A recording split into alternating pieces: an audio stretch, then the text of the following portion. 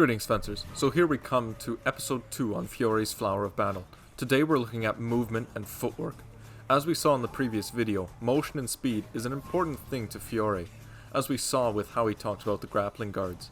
I advise you not to wait in them for too long, due to the rapid changes that take place when you are grappling.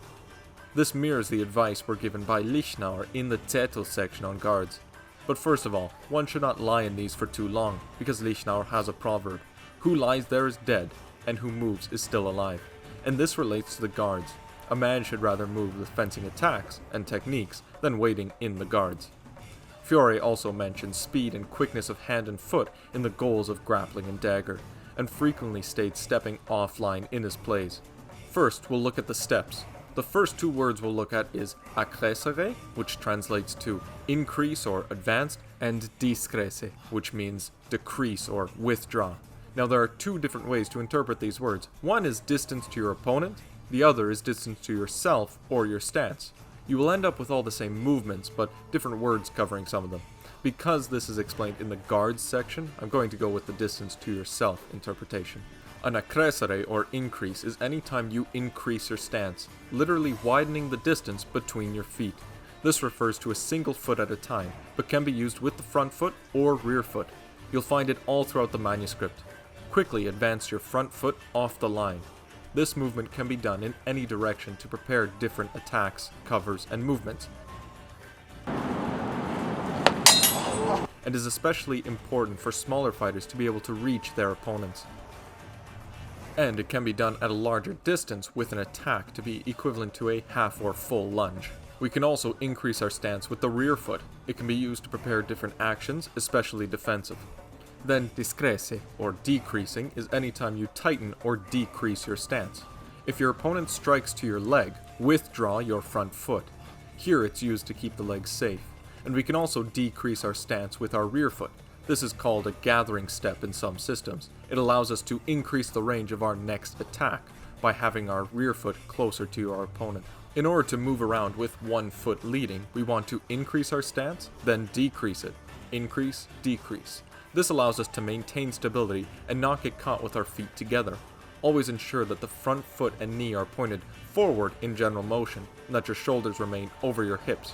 Playing with weight distribution comes later. We then have two more steps, Passare and Tornare. Passare refers to passing the front foot. Then you should quickly pass forward with your left foot. Whether simply moving or cutting, Passare will have the greatest range to close distance and step offline. It can also be done without rotating the hips in order to keep the same shoulder leading. Tornare refers to passing the rear foot, or pass backwards and strike downwards to his head.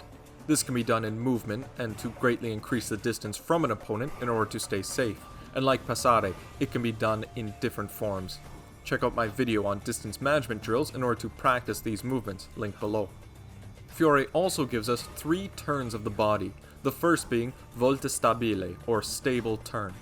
A stable turn is when, without actually stepping, you can play to the front and then to the rear on the same side. This most often takes shape when we rotate from a forward posta to a rear-weighted posta. We can change our weight distribution without going upwards. We can also turn around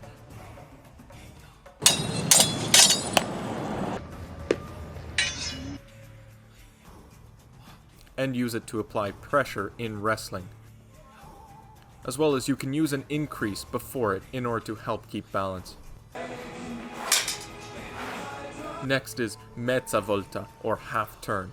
A half turn is when you make a step forwards or backwards and can switch sides to play on the other side from a forwards or backwards position.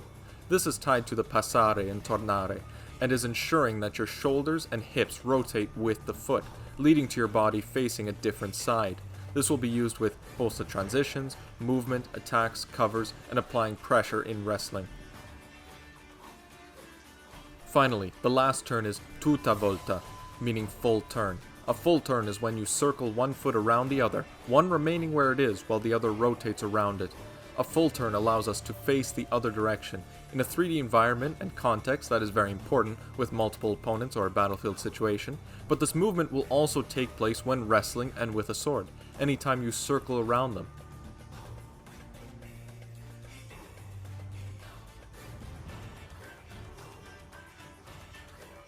It is akin to a deep triangle step found in the German system. A drill that practices all 3 turns is starting with a Mezza Volta, then a Tutta Volta, followed by a Volta Stabile, then repeat. Modify the drill as you improve by adding sword movements, etc. So, this has been the 4 steps and 3 turns of Fiore's system. They give you the tools you need to adapt and move in a constantly changing environment.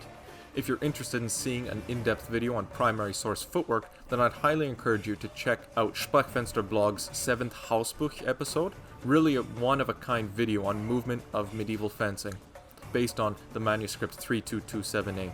Thanks for watching, keep studying, keep practicing.